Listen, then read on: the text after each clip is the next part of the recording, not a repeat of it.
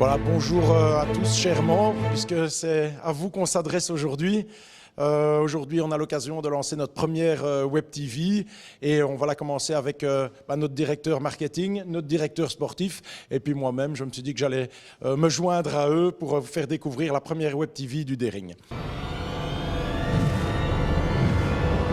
Alors notre première Web TV, je propose qu'on la commence par vous expliquer un petit peu ce qui a été fait pour préparer la nouvelle saison. Une saison 2019-2020 avec beaucoup d'ambition, on ne vous le cache pas, et on va vous l'expliquer tout de suite.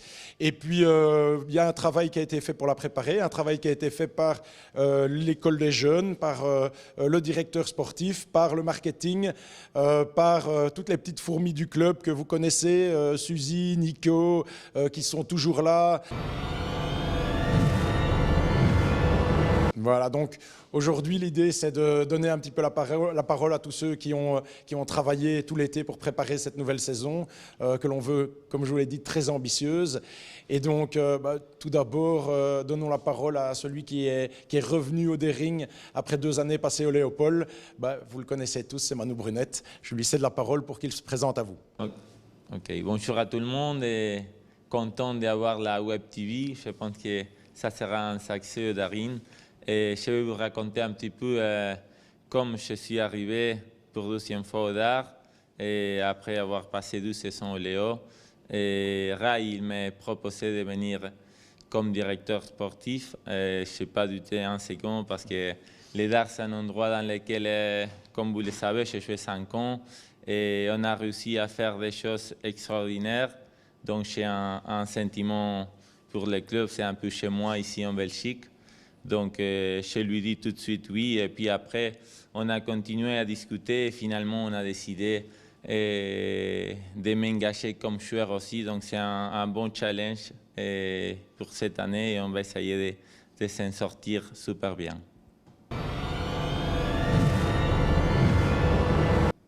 Voilà, Manu, maintenant ce que je propose, c'est que tu expliques un petit peu à nos membres les petites surprises qu'on leur a préparées pour cette année. Tout d'abord, au niveau de l'école des jeunes.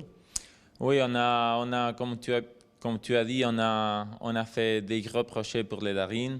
Et un de nos projets principaux, c'est les projets pour l'école des jeunes, les projets Dering Futures. Et vraiment, on travaille sur un poste depuis le mois d'avril. Mais l'idée, c'est mettre vraiment une structure en place pour pouvoir travailler des poussins jusqu'à U19 et vraiment faire grandir les joueurs de façon d'avoir dans quelques années plusieurs joueurs de Dering en messieurs et en dames dans les équipes primaires. C'est un des objectifs, former les joueurs, travailler et donner les éléments pour pouvoir progresser. Voilà, honneur aux dames, évidemment. Manu, qu'est-ce qui se passe en dames avec notre équipe Fagnon cette année? C'est un bon projet, les projets de dames. Je suis ravi de pouvoir le faire. On a engagé 4 filles pour l'équipe dames. Je pense que c'est la première fois qu'on fait un projet comme ça. On voit qu'il y a du potentiel, qu'il y a des filles qui sont là depuis longtemps. Mais il nous manquait un peu la structure et avoir des filles d'expérience et c'est ça qu'on a réussi à faire.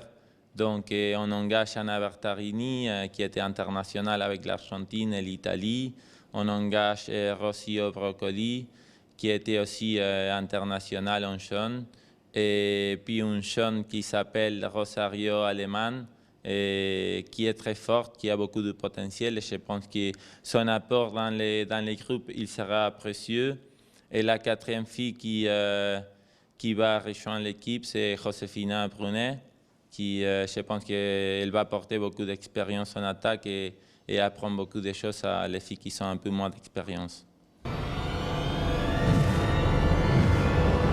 Et Manu, tu vas quand même nous dévoiler quelques infos sur les hommes également. Un petit peu, mais pas trop, parce que je pense que ça mérite une émission spéciale. Donc, on a un gros projet pour les hommes. On a engagé pas mal de joueurs, mais on va pas donner la liste aujourd'hui parce qu'elle n'est pas petite. Donc, à vous de voir la 2e émission et pouvoir suivre les projets pour les messieurs. Alors, moi, ce que je propose, c'est que, maintenant que tu nous as présenté les dames, qu'on sait qu'il y a quelque chose qui se passe pour les hommes, quelles sont les ambitions des dames et des hommes pour cette année? On a des grosses ambitions. L'idée, c'est monter avec les 2 équipes en DH. Ça n'a jamais été fait. Hein. Oui, ça n'a jamais été fait. J'ai confiance en ce projet. Je pense que tu l'as aussi. On croise les doigts dès maintenant. Mais il n'y a pas de secret, c'est le travail. Je pense que si on continue à travailler comme on a commencé, il y a beaucoup de chances à la fin de l'année avoir nos 2 équipes en DH. Et ça sera pour la première fois, comme tu viens de le dire, première fois dans l'histoire que les Darines jouent avec ces équipes Fagnon en DH. Et alors, je pense qu'il y a quand même une chose qui est primordiale, c'est que si on veut atteindre ces objectifs-là, vous le savez, ben ça se fait avec des staffs, ça se fait avec des joueurs motivés, mais ça se fait avec tout un club. On a besoin des supporters, on a besoin de l'énergie du club, de l'énergie de tous les membres.